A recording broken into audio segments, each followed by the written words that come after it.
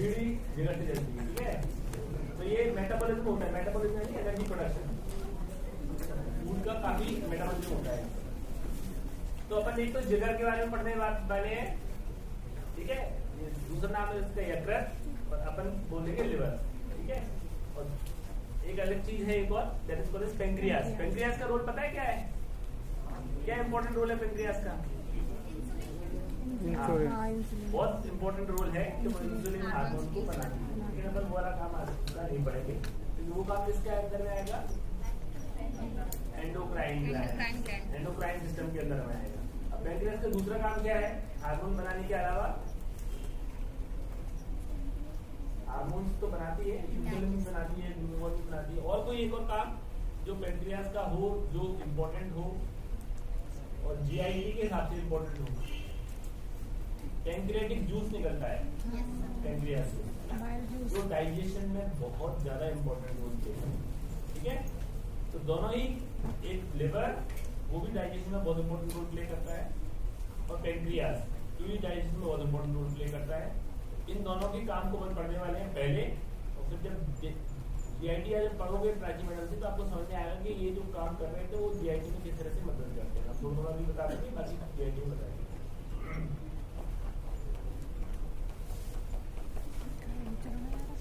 ये पूरा डायग्राम है ना, लिवर को शो नहीं किया है, डक्ट शो की है। ये जो डक्ट निकल रही है बाइल डक्ट, वो लिवर से ही निकल रही है, सुपर लिवर है। लिवर से डक्ट निकल के आ रही है, यहाँ गॉल ब्लैडर में आ रहा है। गॉल ब्लैडर क्या होता है? क्या होता है गॉल ब्लैडर के अंदर? बाइल जूस, एक पेंक्रियाटिक जूस हो गया, एक बाइल जूस। बाइल जूस कहाँ से बन के आ रहा है? गॉल ब्लैडर में बनता नहीं है, गॉल ब्लैडर में बाइल जूस बनता नहीं। कहाँ बनता है? लिवर में बनता है, ठीक है। तो दोनों चीज जूस जो है, एक बाइल जूस जो लिवर से बनके पहुंचता है जीआईटी में, और एक दूसरा है पेंक्रियाटिक जूस जो पेंक्रियास से बनके पहुंचता है जीआईटी में। बड़ी इंपॉर्टेंट बात यह है कि दोनों जूस जैसे बन के आएगा ना जैसे, तो या तो डायरेक्ट चला जाएगा या इसमें स्टोर हो जाएगा, तो बाद में जैसे निकल के आएगा। तो ये डक्ट के थ्रू यहाँ जाएगा, तो पेंक्रियास की डक्ट भी है। ये पेंक्रियास से तो बनके जो आएगा वो ऐसे करके इसमें मिलते हुए दोनों जूस आपस में मिल जाते हैं, यहाँ मिलके ही यहाँ पर ये स्पीड होते हैं। कौन सा पार्ट है जीआईटी का? जीआईटी का कौन सा हिस्सा है? स्टमक नहीं है, ये छोटा सा। स्टमक के बाद क्या होता है? क्या होता है स्टमक के बाद? Small intestine. स्मॉल इंटेस्टाइन का एक पार्ट है ड्यूोडेनम, ड्यूोडेनम है, लिखा भी है ये ड्यूोडेनम। यहाँ से आगे स्टमक जुड़ा हुआ है, स्टमक यहाँ पे खाली होकर ड्यूोडेनम में आता है। ड्यूोडेनम के बाद कहाँ जाएगा? जेजुनम।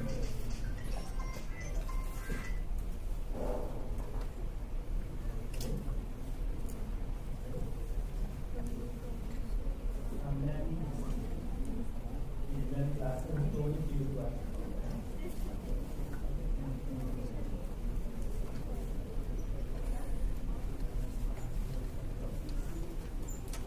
समझ में आ गया ना क्या पढ़ने वाले, ये समझ में आना चाहिए। तो पढ़ने के सब बाकी बात है, ये नहीं पता क्या पढ़ के आ गया तो क्या मतलब निकला।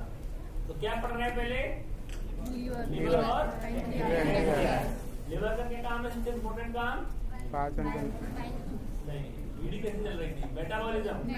पहला इम्पोर्टेंट काम है उसका मेटाबॉलिज्म, क्योंकि सारा जो खाना है ना जीआईटी से, वो कैसे न कैसे करके लिवर पहुंचता है। घूमता फिरता भी नहीं जाता, डायरेक्ट लिवर ही पहुंच रहा है। लिवर में उसकी हो रही है मेटाबॉलिज्म, फिर उसके बाद फिर वो पूरी बॉडी में पहुंच रहा है सबको सेल्स को, ठीक है। सबसे इम्पोर्टेंट काम लिवर का क्या है? मेटाबॉलिज्म। फिर दूसरे नंबर पे इम्पोर्टेंट काम क्या है? बाइल जूस को बनाना। दो इम्पोर्टेंट काम लिवर के। पेंक्रियास के दो इम्पोर्टेंट काम क्या थे? हार्मोन सिक्रीट करना एक पहला काम है, दूसरा पेंक्रियाटिक जूस को बनाना। इन दोनों जूस, बाइल जूस हो या पेंक्रियाटिक जूस, के काम करते हैं डाइजेशन में मदद करते हैं। कैसे करते हैं, क्या करते हैं वो पढ़ेंगे। और लिवर के अंदर आ गए बहुत ज्यादा एकदम से, ये लिवर है। लिवर तो समझ नहीं आ रहा, वो देखिए बेटा माइक्रोस्कोपिक स्ट्रक्चर है, बहुत छोटा पार्ट हमने लिवर का निकाल लिया है। लिवर के अंदर जो सेल्स होती है उनका नाम पता है क्या है? क्या सेल्स का नाम क्या है? Hepatic sales. लिवर को हेपेटिक भी बोलते हैं वर्ड, है ना? हेपेटिक वर्ड लिवर के लिए होता है। हेपेटिक से रिलेटेड जो वर्ड होते हैं वो सब लिवर पे यूज होते हैं। हेपेटोसाइट्स, हेपेटिक ग्लोब्यूल, है ना, या हेपेटाइटिस इन्फेक्शन होता है ना, वो लिवर का इन्फेक्शन होता है, उसको बोलते हैं हेपेटाइटिस। तो हेपेट जो वर्ड है वो लिवर के लिए यूज होता है। तो एक हेपेटिक ग्लोब्यूल अगर होता है ना, उसका स्ट्रक्चर है, तो आपको थोड़ा सा बता दूंगा बना के।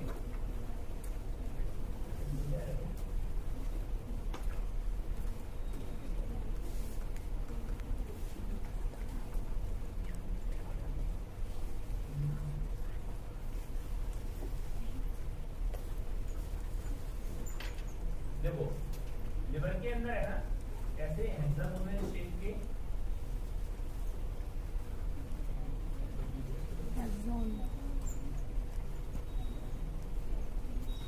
ये हेक्सागोनल शेप हो गया, इसी टाइप इसी शेप के लोब्यूल्स हैं उसके अंदर, है ना।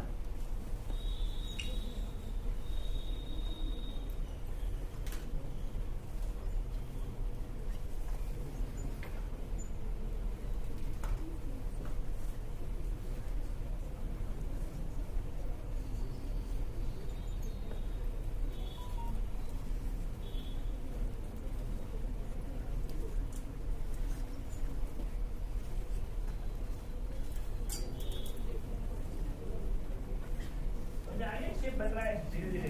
Yes sir. इस टाइप के लोब्यूल्स हैं। जो हेपेटिक लोब्यूल्स होते हैं उनका एक जंक्शन बन जाता है यहाँ पर।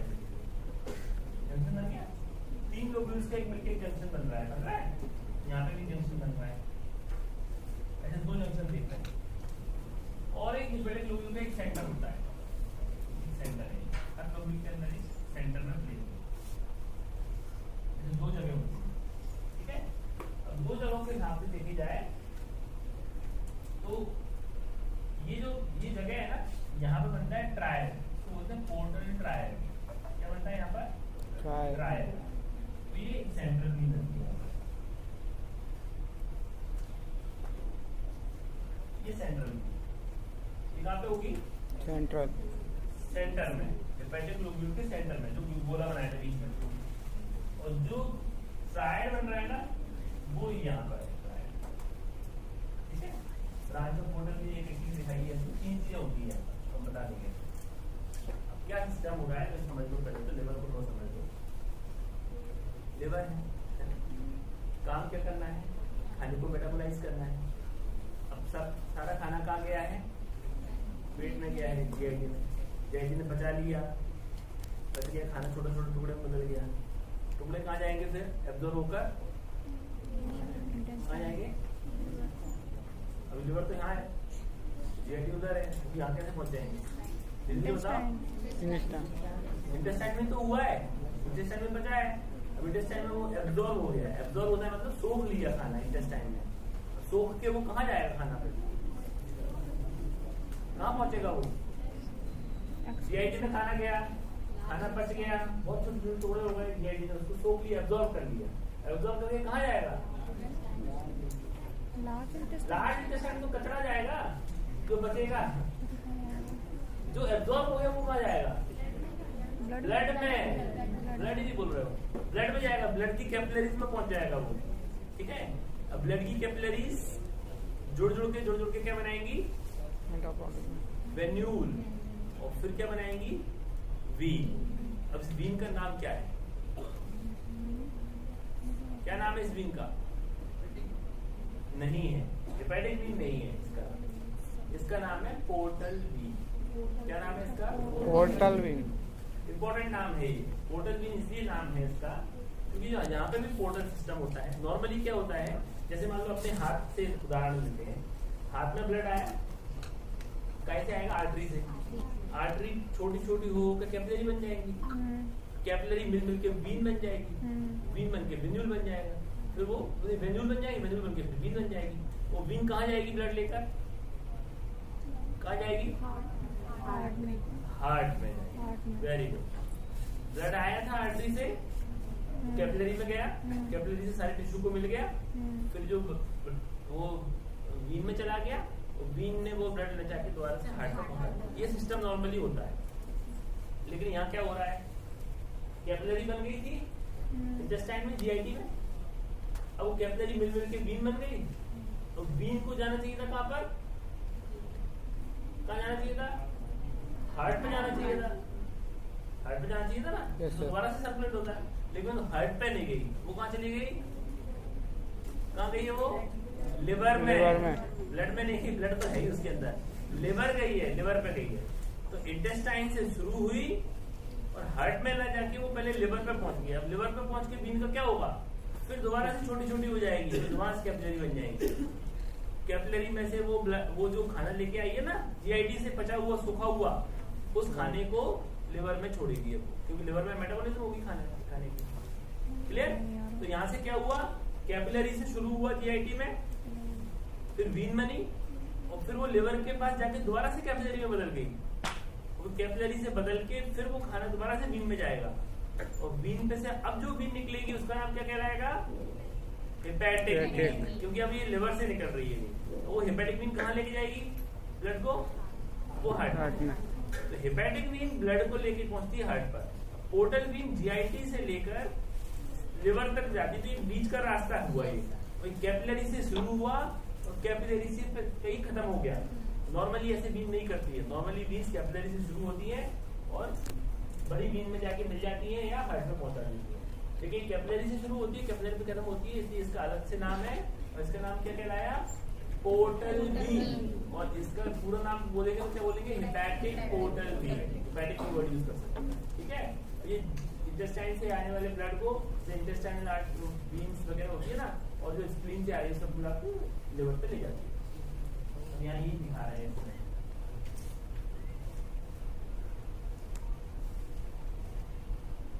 तो क्या है, hepatic artery, bile duct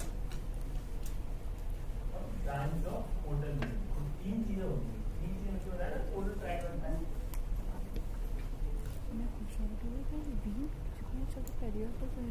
tried है, पोर्टल ट्राइड बता है, तीन चीजें यहाँ पर, तीन चीजें कौन कौन सी हैं, पोर्टल ट्राइड तीन चीजों से मिलकर बनेगा, hepatic artery, hepatic vein, hepatic vein नहीं है, कहाँ है तो क्या है, hepatic artery, branch of portal vein. अभी जो पोर्टल वीन आई है ना, इसका ब्लड निकल के जा रहा है कैपिलरीज में, और कैपिलरी के बाद ये ब्लड जाएगा सेंटर, ये बड़ी वीन में जाएगा, इसको बोलेंगे सेंट्रल वीन। सेंटर में थी ना लोब्यूल के, यस सर। तो ये सेंट्रल वीन, बहुत सारी सेंट्रल वीन मिल जाएंगी और ये बनाएगी हेपेटिक वीन, और हेपेटिक वीन लेके जाएगी ब्लड कहाँ पर, हार्ट में। समझ में आ गया? Yes sir. अब ये ट्रायड मतलब क्या, पोर्टल ट्रायड, इसको पोर्टल ट्रायड बोलते हैं। पोर्टल इसलिए वर्ड यूज किया क्योंकि हम पोर्टल वीन है, पोर्टल इसलिए नाम पर गए तो पोर्टल ट्रायड। तीन चीजें आ रही है हार्ट में, जो हार्ट में सामान आ रहा है वो यहाँ से आ रहा है, इस जगह पे आ रहा है पोर्टल ट्रायड पर। जो भी हार्ट की सेल्स में सामान आ रहा है ना, वो यहीं से आ रहा है, तो जो जा रहा है वो यहाँ से जाएगा। ठीक है, अब इसमें होता क्या है, जैसे इसमें से जो खाना कहाँ से आया है, वो लिवर से आया है, वो तो इंटेस्टाइन से आया है, बिना खाना पच गया है, अब्जॉर्ब हो गया है, लेकिन अभी उसकी मेटाबॉलिज्म हुई है। मेटाबॉलिज्म करने का काम किसका है, लिवर की सेल्स का है। तो अब ये जो खाना आया है इसको छोटी छोटी कैपिलरीज में डाला जाएगा और वो लिवर की सेल्स को मिल जाएगी इससे। तो यहाँ से जो खाना है वो अलग अलग तरीके से यहाँ से निकलेगा, निकल रहा है। अब निकलने के बाद जो इतनी पतली भी होगी, इतनी कैपिलरी पतली होगी, इसके आसपास एक ही सेल है, इधर भी एक सेल है, इधर भी एक सेल, इधर भी एक सेल, इधर भी एक सेल, मतलब पूरे cell cell cell cell cell है। जैसे इधर भी है, इधर भी एक सेल है, एक एक सेल के आसपास एक्सपोज है। इसमें से जो खाना तो मेटाबॉलिज्म होनी है ना, वो इन सेल्स के द्वारा एब्जॉर्ब कर लिया जाएगा। सारी सेल्स खाने को एब्जॉर्ब करती जाएंगी, तो जो खाना पूरा एब्जॉर्ब हो जाएगा और उस पर जो भी कुछ हो जाएगा, उसमें जो बचा हुआ चीज है वो यहाँ सेंट्रल रीजन में पहुंच जाएगी। जो मेटाबॉलिज्म होनी होगी ना, वो लिवर में हो जाएगा। अब मेटाबॉलिज्म का मतलब क्या है ये समझो। खाने में क्या क्या आता है, क्या क्या खाते हैं अपन? ये मत गिनाओ, केमिकल कंपाउंड गिनाओ। Protein, sodium, carbohydrate, protein, fat और ऑयल, मिनरल्स, विटामिन, 5 ही चीजें खाते हैं बस। चाहे कितनी भी गिना लो, क्लासिफिकेशन में 5 हो जाती है। Carbohydrates, fat, protein, vitamin, vitamin, vitamin, छठवें नंबर की चीज क्या है? पानी, वाटर, ठीक है। वो उनकी क्लासिफिकेशन में नहीं आता, लेकिन उसको पचाने की जरूरत नहीं पड़ती, उसकी मेटाबॉलिज्म की जरूरत नहीं पड़ती, उसको न्यूट्रिशन का पार्ट नहीं मानते, वो नॉर्मली फ्लूइड है, ठीक है। जो भी कार्बोहाइड्रेट, प्रोटीन, फैट्स आए हैं वो सब कहाँ जाएंगे? एब्जॉर्ब होके लिवर की सेल्स में चले जाएंगे, लिवर उनकी मेटाबॉलिज्म कर लेगी। अब जैसे मान लो कार्बोहाइड्रेट खाया, तो कार्बोहाइड्रेट किस फॉर्म में आएगा? डाइजेस्ट होकर ग्लूकोज, क्या बन जाएगा? कार्बोहाइड्रेट का डाइजेस्ट होकर ग्लूकोज, रोटी, मान लो तुमने रोटी की नाइट दी अभी, रोटी डाइजेस्ट होकर क्या बनेगी? स्टार्च होता है ना, ग्लूकोज हो जाएगा। क्या बनेगा रोटी का? ग्लूकोज बनता है सबका, ग्लूकोज, सुक्रोज, फ्रक्टोज, यही बनते हैं।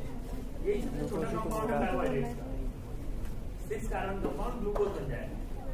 फैट्स का क्या बन जाएगा? Fatty acids. Fatty acids, protein से क्या बन जाएगा? Amino acids. अमाइनो एसिड, जो ब्रेन से डाइजेशन किया था ना, तो बड़ी रोटी को तोड़ के छोटा सा कर दिया था, उसमें एंजाइम्स मिल गए थे, अभी बताऊंगा मैं एंजाइम्स। सब छोटा कर दिया, तो कार्बोहाइड्रेट्स टूट के क्या बनता है? ग्लूकोज। प्रोटीन्स टूट के क्या बनते हैं? Amino acids. फैट्स टूट के क्या बनते हैं? फैटी एसिड्स, ठीक है।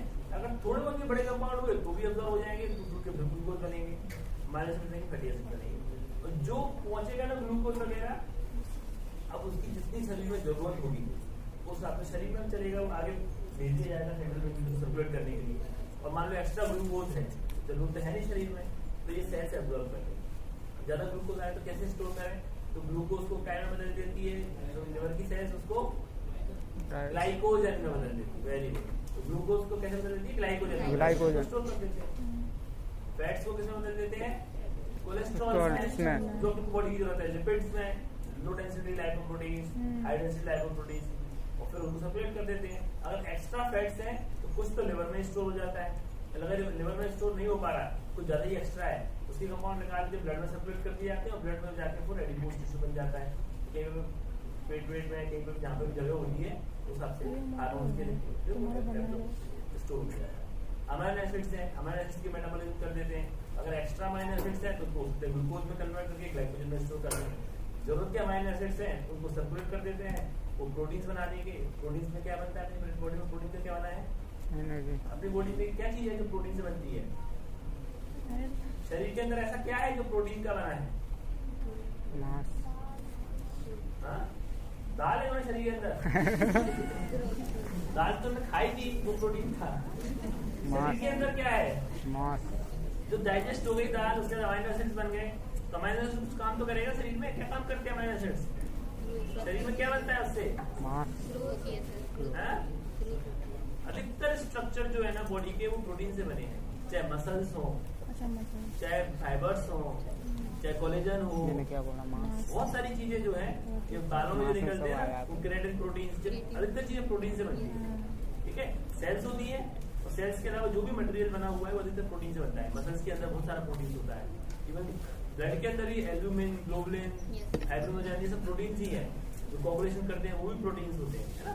तो बहुत सारी चीजें, बिल्डिंग ब्लॉक्स, इसके लिए बॉडी फॉर्मेशन यूनिट माना जाता है उसको।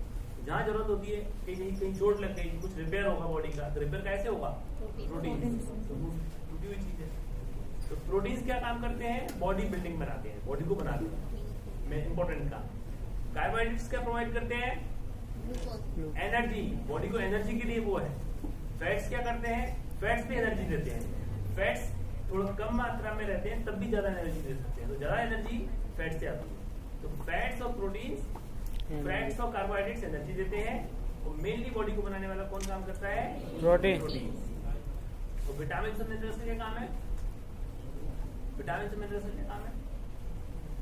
ये बॉडी की जो प्रोसेसेस हैं, क्रिया, कुछ एंजाइम्स हैं, कई रिक्वायरमेंट है, Enzyme. उसमें सारे रोल प्ले करते हैं, है ना? जैसे मिनरल्स में कैल्शियम कितनी जगह लगता है, कॉन्ट्रैक्शन की प्रोसेस में लगता है, कोगुलेशन की प्रोसेस में लगता है, डिपोलराइजेशन, रिपोलराइजेशन, इसमें सब बहुत सारी चीजों में ये सब कम होता है। इसलिए ताकत को अरे भैया से तो अब चलो हम आगे चलते हैं। ये पोर्टल ट्रायल में 3 चीजों के नाम बताओ, क्या क्या थी? पोर्टल ट्रायल में 3 चीजें कौन सी हैं? हेपेटिक ब्रेन, हेपेटिक आर्टरी नहीं थी, सॉरी हेपेटिक आर्टरी थी, एक पोर्टल ब्रेन और green ducts. Bile duct, very good. अब देखो कितनी सी बात हुई है, इन पे जो सामान हेपेटिक आया आर्टरी में वो यहाँ हो गया, यहाँ मेटाबॉलिज्म हो गई। अब इनने तो मेटाबॉलिज्म कर दिया, लेकिन इनने मेटाबॉलिज्म करके कुछ कचरा से निकलेगा। अब वो कचरा कहाँ जाए? मान लो कुछ सामान आया जीआईटी से, कुछ खा लिया और जितना जरूरत था वो तो मतलब यूज कर लिया, स्टोर कर दिया है, दोबारा से ब्लड में डाल दिया तो यूज हो जाएगा। कुछ सामान कचरा भी होगा, कचरे को तो फेंकना है, तो वो कैसे फेंकेगा? उसके लिए एक और लंबा सिस्टम है, ये है बाइल डक्ट। इधर से सामान देते हैं और जो काम का नहीं होता, जरूरत का नहीं होता, या जो जीआईटी में पचाने के लिए जरूरत है बाइल जूस में, उन सबको बाइल डक्ट में डाल दिया जाता है। और बाइल डक्ट सारा सामान लेकर वो बाइल के लाने के लिए सारा सामान लेकर बाइल डक्ट में जाती है। और बाइल डक्ट से वो सामान हेपेटिक डक्ट और उसके थ्रू जीआईटी में चला जाता है। तो जीआईटी में दोनों तरह के सामान जाते हैं, तो बाइल जूस से वो सामान जाता है जिसे खाने को पचाना है, और वो सामान जाता है जो बॉडी में आवश्यक नहीं है और जिसको शरीर से बाहर निकालना है। बाहर निकालने के शरीर से 2 तरीके, कौन कौन से? शरीर से गंदगी बाहर निकलने के 2 मेन तरीके हैं। तो तरीके तो बहुत सारे हैं, 2 मेन हैं। 2 मेन कौन कौन से तरीके हैं? हेपेटिक आर्टरी को वो तो वो ना गार्लिक क्या है ये? वो पोर्टल ब्रेन। कौन से 2 तरीके हैं? Urine and faeces. तो एक तो किडनी फिल्टर कर रही है लगातार, और जो सामान किडनी से नहीं निकल सकता, जो सामान जो गंदगी किडनी से नहीं निकल सकती, वो निकलती है फीसेस के साथ, स्टूल के साथ। क्लियर? और वो कैसे निकलती है? लेवर के थ्रू निकलती है। अब कौन सा सामान किडनी से निकलेगा, कौन सा लिवर से निकलेगा, ये समझ लो। जो सामान पानी में घुलनशील है, वाटर सोल्यूबल है, वो सब किडनी से निकलेगा। और जो वाटर सोल्यूबल नहीं है, लिपिड या फैट सोल्यूबल है, वो सारा सामान लिवर से। क्लियर? समझ में आ गया? निकलेगा किस माध्यम से? बाइल डक्ट के माध्यम से। बाइल डक्ट के माध्यम से चला जाएगा।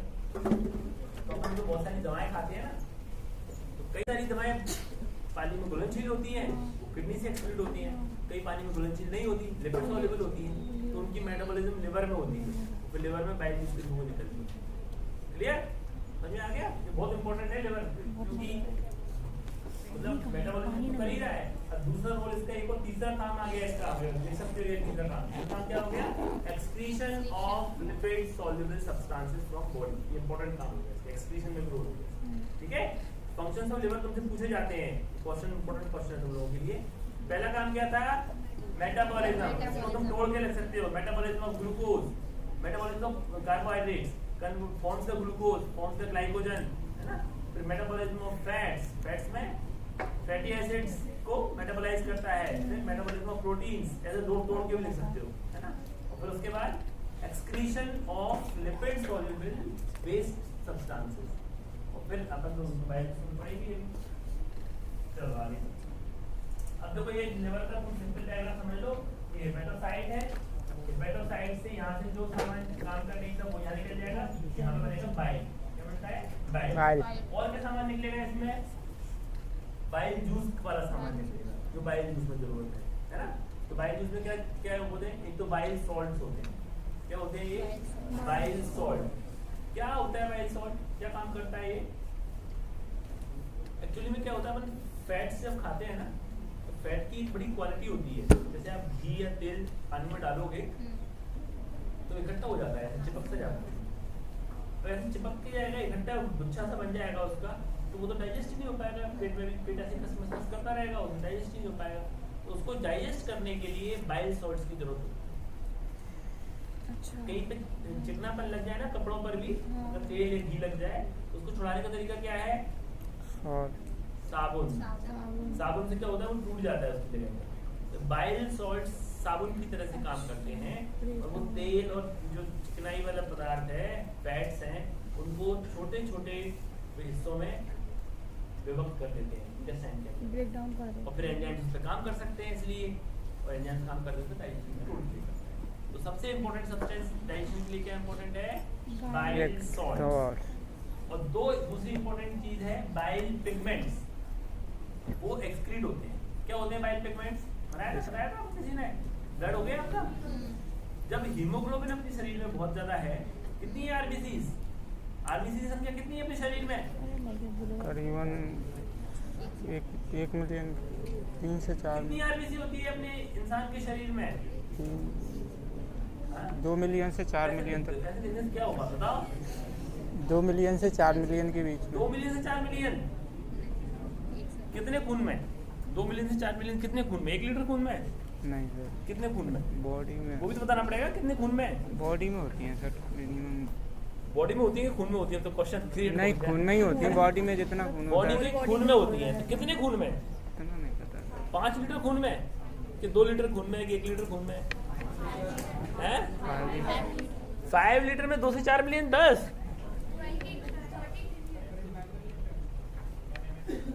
1 mm क्यूब ऑफ ब्लड एक बूंद में होती है, और 2 से 4 नहीं होती, 5 से 6 मिलियन होती है। एक बूंद खून में कितनी आरबीसीज है? 5 to 6 मिलियंस। 1 मिलियन मतलब 10 लाख, मतलब 50 से 60 लाख आरबीसीज एक बूंद के बराबर खून में होती है। 50 से 60 लाख, समझ में आ रहा है? तो इतना जब आरबीसीज होती है तो वो टूटती है, तो उनसे क्या निकलता है? हीमोग्लोबिन। और हीमोग्लोबिन को टूट के हीम बनता है, और हीम को टूट टूट के वो बिलीरुबिन बन जाता है। अब वो बिलीरुबिन जो है अपने शरीर के काम का नहीं होता, तो बिलीरुबिन जब निकलता है तो वो लिवर से निकलता है, क्योंकि वो फैट सॉल्युबल है। तो ये बाइल पिगमेंट्स कहलाते हैं। अब बिलीरुबिन निकलता है तो ये कैसे निकलेगा? लिवर लिवर से। से। और ये अगर नहीं निकल पाता है किसी कारण से, मान लो लिवर में खराबी हो गई, एक कारण ये हो सकता है। दूसरा, या तो आरबीसी की संख्या 5-6 मिलियन से की जगह 10-15 मिलियन हो गई, बहुत ज़्यादा टूट गई आरबीसी, या फिर मलेरिया का इन्फेक्शन हो गया, आरबीसी धड़ाधड़ टूट रही है, इतना लिवर निकाल ही नहीं पा रहा। तो इस कंडीशन में बिलीरुबिन कहाँ बढ़ जाएगा? शरीर के अंदर बिलीरुबिन की मात्रा बढ़ जाएगी। क्या मतलब होता है बिलीरुबिन का? होता है जॉन्डिस हो जाता है, बिलीरुबिन बढ़ जाता है। जॉन्डिस। येलो कलर है, क्या होता है? येलो कलर होता है बिलीरुबिन का। हाँ, जब सर। बिलीरुबिन बढ़ गया तो क्या हो जाएगा? जॉन्डिस। जॉइंटिस। तो ये बहुत इंपॉर्टेंट रोल निकल के आया कि liver is responsible for excretion of bile pigments. अगर ये नहीं निकले तो इनकी खराबी से हो सकता है जॉन्डिस। जॉइंटिस इसी तरह की होती है। अरे तो आप मतलब। बताइए, पहले ये समझ लो, बाइल बन गया, यस यस बाइल सर। बन के कहाँ पहुंच जाएगा? बाइल डक्ट में। बाइल डक्ट में क्या होगा? मॉडिफिकेशन होगा, या कुछ अब्जॉर्ब हो जाएगा, कुछ सिक्रेट हो जाएगा, है ना? और फिर बाइल जाके चला जाएगा गॉल ब्लैडर में। गॉल ब्लैडर में क्यों जा रहा है बाइल भैया? इंटेस्टाइन में हो रहा है डाइजेशन, तो गॉल ब्लैडर में क्यों जा रहा है? बाइल बन गया, अब वो गॉल ब्लैडर में जाके फिर क्यों जा रहा है? वो तो डायरेक्ट इंटेस्टाइन में जाना चाहिए। डाइजेशन कहाँ पे होगा? इंटेस्टाइन में। और बाइल जूस की जरूरत कहाँ है? इंटेस्टाइन में। फिर गॉल ब्लैडर में क्यों जा रहा है? कोई बता सकता है? हाँ मगर इसमें क्या पड़ती हो? कहाँ जा रहा है बाइल? कहाँ जा रहा है बाइल? गॉल ब्लैडर में जा रहा है। तो पता ही नहीं, अभी गॉल ब्लैडर में चला गया वो। क्यों चला गया? क्योंकि पेट में अगर खाना नहीं होगा तो वो गॉल बाइल वेस्ट हो रहा है। इसलिए जब खाना नहीं खाया होता उस समय में वो बाइल कहाँ चला जाता है? स्टोर। फिर जब स्टोर खाना खाते हैं डिलीवरी। तो खाना पेट में आ गया, तो फिर वो गॉल ब्लैडर को कंट्रोल्ड डिलीवरी। हार्मोन है, क्या नाम है उसका? CCK, cholecystokinin. हार्मोन का नाम याद कर लो, कोलिसिस्टोकाइनिन। कोलिसिस्टोकाइनिन जो है हार्मोन, वो गॉल ब्लैडर को खिसका देता है, खिसकाने से उसका जूस निकल के इंटेस्टाइन में पहुंचता है। क्लियर? Yes sir. तो गॉल ब्लैडर में कब पहुंचता है जूस? जब खाना पेट में नहीं है और पेट में खाना हो तो डायरेक्ट नहीं जा सकता है। ठीक है, और उसके बाद फिर कहाँ पहुंच जाएगा ये गॉलब्लैडर से निकल gallbladder standard of body sphincter of Monnaie पे पहुंच जाएगा। स्फिंक्टर ऑफ मोनाई कहाँ पर था? पीछे जहाँ पे जो पैंक्रियाटिक डक्ट भी मिल रही थी वो ड्यूडेनम में पहुंच रहा था, तो वहाँ पे स्फिंक्टर ऑफ मोनाई पे पहुंच जाएगा और वहाँ से ये इंटेस्टाइन में काम कर देगा। समझ में आ गया? Yes sir. तो बता दो कि रास्ता बाइल कहाँ से बनता है, कहाँ पहुँचता है? बाइल कहाँ से बनता है? राइट लिवर में कहाँ पर? हेपेटोसाइट्स। हेपेटोसाइट्स से बनके कहाँ जाएगा ये? बाइल कैनालिकुलाई। अरे एक बताना है, तो भरना नहीं है। हेपेटोसाइट था ना ये? Yes sir. हेपेटोसाइट से कहाँ गया ये? बाइल कैनालिकुलाई। बाइल कैनालिकुलाई से bile duct, duct, hepatic duct, फिर गॉल ब्लैडर, फिर कॉमन बाइल डक्ट से ये पहुंच गया इंटेस्टाइन। क्लियर? Yes sir. पहुंच जाएगा कि नहीं पहुंच जाएगा? रास्ता पूरा क्लियर है कि नहीं? Yes sir. तो ये कोलिसिस्टोकाइनेस में बताया था नहीं मैंने? मुझे बताया था? तो कोलिसिस्टोकाइनेस आ गया है दोबारा से। पढ़ दो एक बार। Cholecystokinin stimulates the gallbladder, which responds by contracting and delivering more bile to the duodenum through the sphincter of Oddi, which relaxes in response to CK. CK क्या है? कोलिसिस्टोकाइनेस एक ही चीज है वो। तो कोलिसिस्टोकाइनेस क्या करता है? गॉलब्लैडर को पिचका देता है एक तो, जिससे बाइल इंटेस्टाइन में जाए, दूसरा स्फिंक्टर ऑफ ओडाई को भी रिलैक्स कर देता है, जिससे बाइल पकड़ में पहुंच जाए। ये कोलिसिस्टोकाइनेस के दो काम है, मेन इंपॉर्टेंट काम। इसका बड़ा इंपॉर्टेंट काम है एक और, इसका दो नाम है। एक इसका दूसरा नाम, इसी हार्मोन का दूसरा नाम है पैंक्रियोजाइनिन। क्या नाम है इसका? पैंक्रियोजाइनिन। एक ही हार्मोन है ये, इसी के दो काम है। एक तो गॉलब्लैडर पे करता है ये काम, जिससे गॉलब्लैडर के जूस को निकाल के इंटेस्टाइन में पहुंचाता है। दूसरा पैंक्रियास में भी करता है, और पैंक्रियास से एंजाइम को निकालता है, और वो एंजाइम भी डाइजेशन में रिस्पॉन्सिबल है। तो इसका पूरा नाम कई बार वे बोलते हैं CCK-PZ।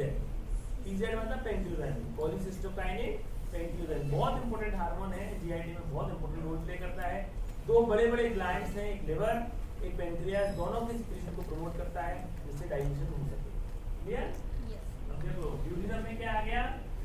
फैट आ गया, फैटी एसिड आ गया। फैट आया, फैट आएगा तब स्टिमुलेट होता है, तो सीसीके बढ़ जाएगा।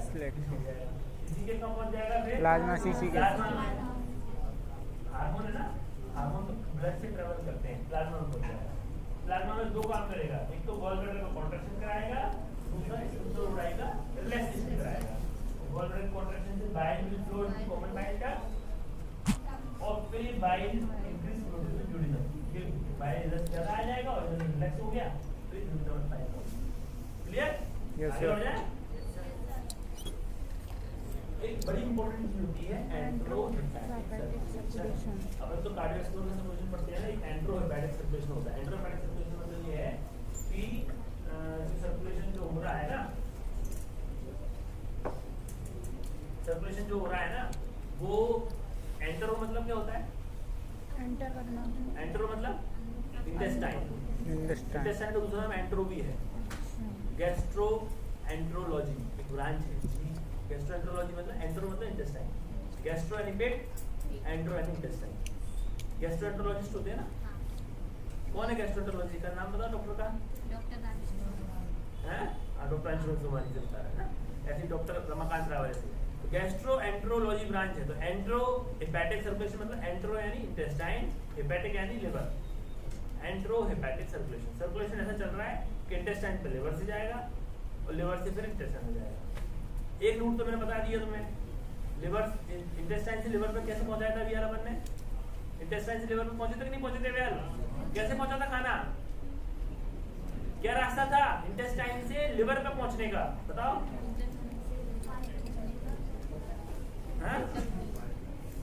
टोटल भी धीरे धीरे नहीं बोलना है, खड़े होकर जोश से बोलना है, कोई आता हो तो। इंटेस्टाइन से लिवर पे कैसे पहुंचा तुम बता दो। चलो तुम आगे बैठी हो, सुन तो रही हो ध्यान से, ध्यान से सुन रही हो, आगे होकर ब्लड के थ्रू कौन ले जा रहा था ब्लड में? कौन सी वेसल थी? वेसल का नाम बताओ। Portal vein. Portal vein. तो इधर पीछे तो मेरे आगे क्या कर रहा है? पोर्टल वेन लेके जा रही थी। इंटेस्टाइन से कहाँ जाएगी वो लिवर तक। अब लिवर से इंटेस्टाइन को कौन ले जाएगा?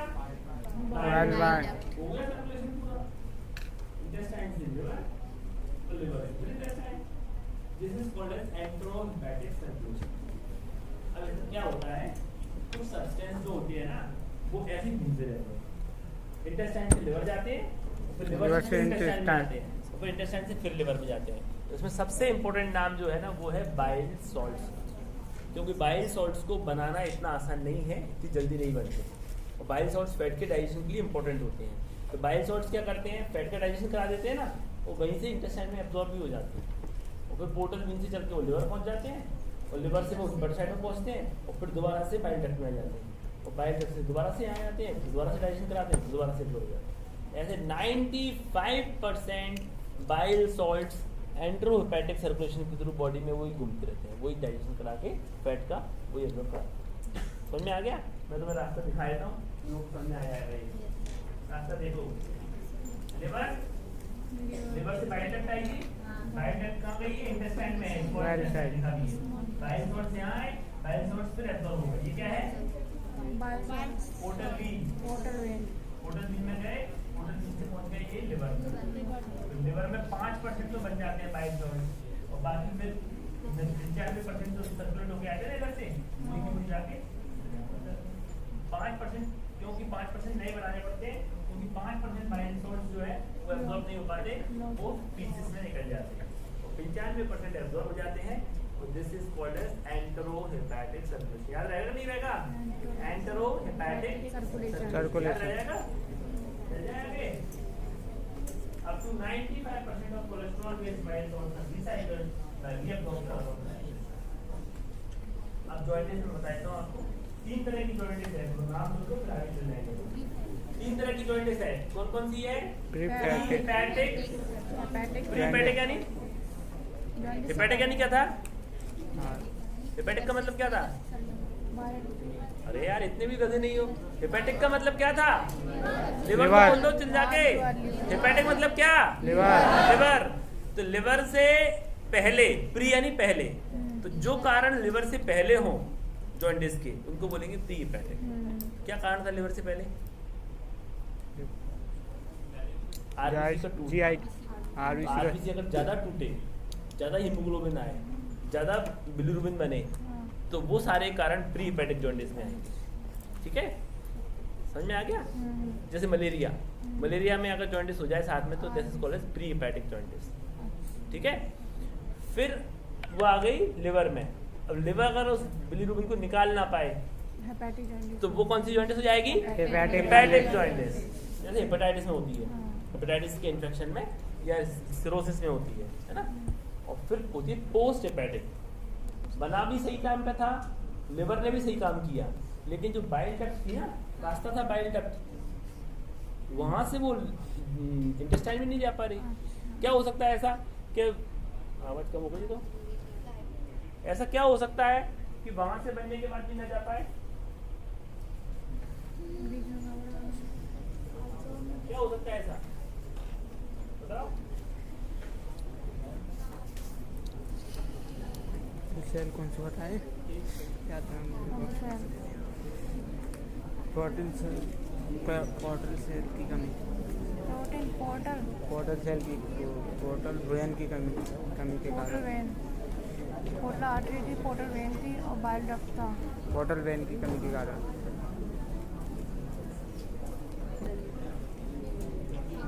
जो स्टोन्स होते हैं उनसे ऑब्स्ट्रक्शन हो जाता है, उस ऑब्स्ट्रक्शन के कारण से जॉइंटिस होती है, उसका नाम होता है पोस्ट हेपेटिक जॉइंटिस। समझ में आ गया? प्री हेपेटिक लिवर के पहले, हेपेटिक लिवर के लेवल पर, पोस्ट हेपेटिक लिवर के।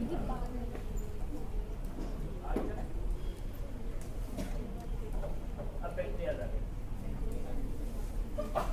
Enzymes are produced and secreted in excess. Enzyme ज्यादा बनते हैं तो ज्यादा सिक्रेट होते हैं।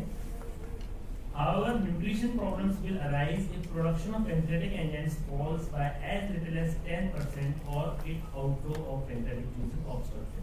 मतलब पेंक्रियास की जूस के जो एंजाइम्स हैं वो ज़्यादा निकलते हैं नॉर्मली, लेकिन अगर 10% भी कम एंजाइम निकले पेंक्रियास से, तो अपन को दिक्कत आ जाएगी।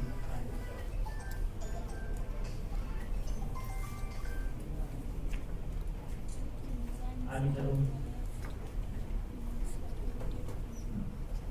पेनक्रियास का स्ट्रक्चर दिख रहा है इसमें। Yes sir. Exocrine pancreas cells in pancreas play central role production of digestive enzymes. Digestive enzyme को बनाने में बड़ा इंपॉर्टेंट रोल प्ले करती है। आप लोगों को ये दिख रहा होगा, एक ऊपर बॉक्स बना है, बॉक्स के अंदर ये येलो कलर की सेल्स है, ये एक्सोक्राइन पेनक्रियाटिक सेल्स है। ये क्या बनाएंगी? एंजाइम। और ये अगर हार्मोन आ जाएगा ना सीसी के पीजेड वाला पेनक्रियोजाइमिन है, ज्यादा एंजाइम निकल आता है हार्मोन से ना। और ये एंजाइम निकल के कहाँ जाएगा? इसके एसिनस में चले जाएंगे, तो खाली से चले जाएंगे अंदर, और वहां से वो ग्रीन कलर की जो डक्ट बन गई ना, ग्रीन कलर की सेल्स से कवर होगी, उस डक्ट से निकल जाएंगे। यहाँ पर आएगा, यहाँ से निकल जाएगा। ये रास्ता पूरा बना हुआ है, इससे सेल कॉन्टैक्ट ये pancreatic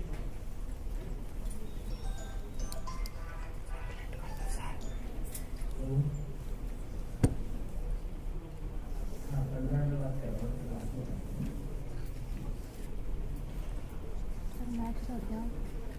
Acinar cells secrete proteins into lumen, water, and salts.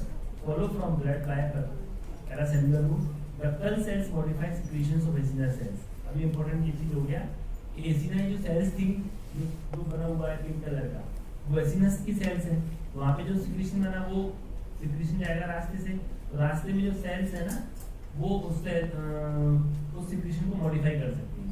अब ये बहुत सारे तरीके हैं, सीसीके, बीआईटी, जीआरपी, एसिटाइलकोलिन, सारे हार्मोन्स वगैरह हैं जो इनको मॉडिफाई करते हैं सिक्रीशंस को। और डक्ट सेल्स में भी कुछ रिस्पॉन्ड करते हैं, सिक्रीटिन और एसिटाइलकोलिन, ये सब डक्ट सेल्स में भी चेंज करते हैं। दो हार्मोन, एक और हार्मोन इंपॉर्टेंट नाम आ गया सिक्रीटिन। अभी जब एक हार्मोन पढ़ाया पढ़ने, क्या नाम पढ़ा उसका? सीसीके पीजेड। दूसरा है सिक्रीटिन। सिक्रीटिन हार्मोन जो है पेनक्रियाज में वाटरी सिक्रीशन को बढ़ाता है, वाटर वाला पोर्शन। एंजाइम वाला पोर्शन कौन बढ़ा रहा था? पीजेड। कोई भी पेनक्रियाटिक जूस निकलेगा ना, तो उसमें दो पार्ट होंगे, एक तो पानी होगा और बाकी एंजाइम्स होंगे मेन। तो एंजाइम्स वाला पोर्शन कौन बना रहा है? सीसीके पीजेड। और पानी वाला पोर्शन जो वाटरी पोर्शन है, जिसमें बाइकार्बोनेट्स भी है, पोटेशियम है, सोडियम है, ये सब कौन बना रहा है? इसमें रोल किसका है? सिक्रीटिन का। सिक्रीटिन बहुत इंपॉर्टेंट रोल करता है। ये एंजाइम्स के नाम सुन लो जो पेनक्रियाज निकालता है, जो बहुत इंपॉर्टेंट है, सारे काम ये उनके थ्रू हो रहे हैं। तो एंजाइम्स के नाम याद अभी रखने पड़ेंगे। तो 3 एंजाइम्स पहले लिखे हैं, पहली लाइन में ट्रिप्सिन, काइमोट्रिप्सिन और इलास्टेज। कौन से एंजाइम है? ट्रिप्सिन, काइमोट्रिप्सिन और इलास्टेज। ये क्या काम करते हैं? ये प्रोटीन है, इनका नेचर क्या काम क्या करते हैं? Breaks peptide bonds in proteins to form peptide fragments. मतलब जैसे अपन जो प्रोटीन खाएंगे ना, दाल वगैरह खाएंगे, तो उस प्रोटीन को तोड़ने का काम करते हैं तीनों एंजाइम। तो तीनों एंजाइम, एक ट्रिप्सिन है, एक काइमोट्रिप्सिन है, एक इलास्टेज। अलग अलग तरह के प्रोटीन्स होते हैं, उन सबको तोड़ने का काम करते हैं। प्रोटीन का डाइजेशन करने वाले हार्मोन्स के नाम क्या हुए? ट्रिप्सिन, आवाज ही नहीं आ रही तुम लोगों की? Trypsin, chymotrypsin, elastase. दोबारा से बोलो, पहला कौन सा था? ट्रिप्सिन। दूसरा काइमोट्रिप्सिन, इलास्टेज। दूसरा आवाज चली गई। पहला क्या है? ट्रिप्सिन। दूसरा काइमोट्रिप्सिन। तीसरा इलास्टेज। Very good. अब एक दूसरा हार्मोन है कार्बोक्सीपेप्टिडेज। कार्बोक्सीपेप्टिडेज भी एक हार्मोन है, जो सॉरी एंजाइम है, जो प्रोटीन को ही तोड़ता है। और इसकी खास बात क्या है कि प्रोटीन का जो मतलब प्रोटीन का जो चैनल होता है, चेन होती है ना, उसमें एक तरफ होता है COOH ग्रुप, उसको बोलते हैं कार्बोक्सिल ग्रुप। दूसरी तरफ होता है NH3 ग्रुप, उसको बोलते हैं अमाइनो ग्रुप। दो ग्रुप होते हैं बायोकेमिस्ट्री के हिसाब से देखी जाए तो, एक तरफ होता है COOH ग्रुप, एक होता है अमाइनो ग्रुप। COOH ग्रुप की तरफ से अगर कोई एंजाइम तोड़ना चाहता है प्रोटीन को, तो उसका काम कौन करेगा? कार्बोक्सीपेप्टिडेज। पेप्टाइड को तोड़ता है कार्बोक्सिल ग्रुप की तरफ से। Splits of terminal amino acids from carboxyl end of protein. एक एंजाइम और है, इसका नाम है लाइपेज। बताओ किसको तोड़ेगा? ये फैट्स को, लिपिड्स, फैट्स होते हैं ना, ये फैट्स को तोड़ता है। Splits off 2 fatty acids from the triglycerols forming free fatty acids and monoglycerides. Free fatty acids और मोनोग्लिसराइड्स से एब्जॉर्ब हो जाएंगे, वो लिवर में जाएंगे, फिर लिवर में मेटाबॉलिज्म होगी। एक और एंजाइम है अमाइलेज। जानते हो क्या तोड़ता है ये? अमाइलेज क्या तोड़ते हैं? पॉलीसैकेराइड्स क्या होता है? कार्बोहाइड्रेट्स, ये कार्बोहाइड्रेट्स को तोड़ेंगे। तो सब तीनों चीजें जायज हो गई। तीन इंपॉर्टेंट चीजें बताई थी मैंने खाने में, एक प्रोटीन थे, एक फैट्स थे और एक कार्बोहाइड्रेट्स थे। प्रोटीन के लिए ज्यादा एंजाइम है, प्रोटीन के लिए ज्यादा एंजाइम है, पहले ट्रिप्सिन है, कार्बोट्रिप्सिन है, इलास्टेज है, कार्बोक्सीपेप्टिडेज है प्रोटीन के लिए। फैट के लिए लाइपेज अकेला काफी है और पॉलीसैकेराइड को तोड़ने के लिए अमाइलेज काफी है। और कुछ चीजें न्यूक्लिक एसिड्स भी होते हैं जो अपन खाते हैं ना, सेल्स के अंदर न्यूक्लिक एसिड्स होते हैं, डीएनए और आरएनए, उनको तोड़ने के लिए एंजाइम्स होते हैं, उनको बोलते हैं राइबोन्यूक्लियस और डीऑक्सीराइबोन्यूक्लियस, आरएनए को तोड़ने की राइबोन्यूक्लियस, और इनको न्यूक्लिक एसिड्स को तोड़ते हैं, है ना। दिस वन मोनोन्यूक्लियोटाइड्स, ठीक है। और कुछ डाउट है तुम लोगों को, समझना है?